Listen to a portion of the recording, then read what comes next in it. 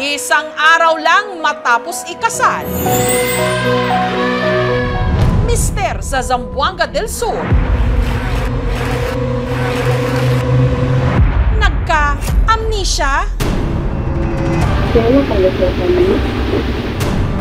at hindi na raw makilala ang kanyang pinakasalan. Tumingin lang po si Janjan sa akin, sir. Hindi niya po ako kilala. Hindi po talaga siya makapagsilita. Nilapitan po siya ng anak naming babae. Tinulak po kami ni Janjan.